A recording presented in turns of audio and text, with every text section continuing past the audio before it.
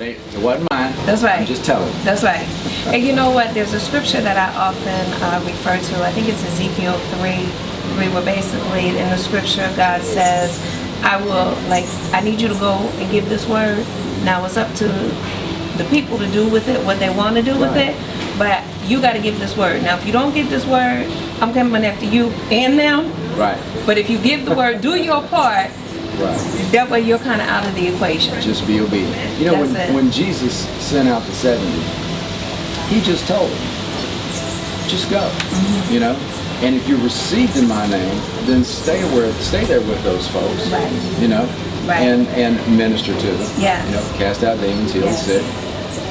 But if they don't receive you in my name, kick the dust off your sandals, you know, basically at them. In other words, just say, well, I tried. Right. That's on you. Right. You refused me. Mm-hmm. That's on you. It's not on me. And that was it. Right. And so people that, one of the things that I object to that I see in organized religion, the religion of Christianity, is this offense at people who don't embrace Jesus and the faith of Christianity. I can't be offended at you if you're a Buddhist, if you're a Hindu, if you're an atheist. I can't be offended at your lack of belief. Right. All I'm supposed to do is share mine. Right. Jesus didn't come to condemn the world, he came to save the world. Right. So I will share with you my faith. Like I did with Rastafarian on the plane, on the journey here. Right. We had a terrific conversation. We talked about Rastafarianism, we talked about Christianity, we laughed, we talked about food and making sweet potato soup because he was a cook. Okay. Had a big time.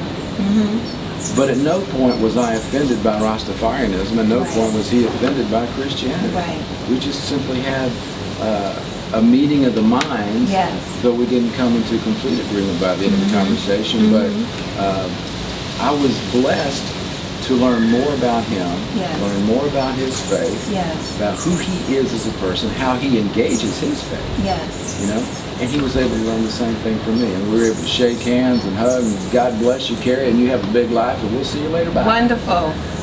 Wonderful. That's it. Share. You know, I can't compel you. I'm a big Atlanta Falcons fan and a Georgia Bulldog fan, all right?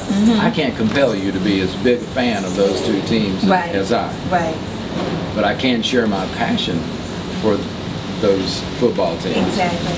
And in so doing, I plant a seed for American football, right? You may or may, that seed may or may not germinate. Right.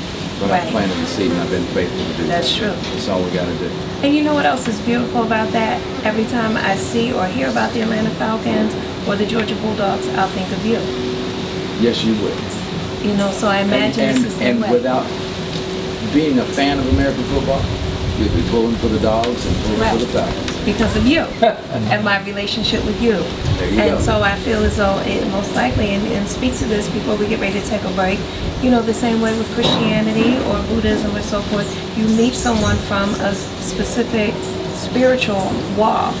And so when you come across it again, it's a link to that person and maybe even how they live their life to say, let me explore that a little bit further.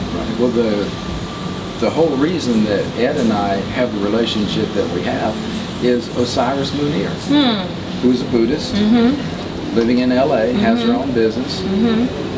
I met her through LinkedIn because I was looking for talent representation for me as a professional speaker. Okay. I threw out a net across from the Pacific Rim to the UK. Okay. I selected 15 talent representatives because I know we don't have to be in the same city. Right. And I don't know what God's going to do. Right. I got 2 responses. One from Nashville, Tennessee, one from LA. Okay. Nashville, Tennessee was just, that's nice. God bless you. Yeah, see you later. Right.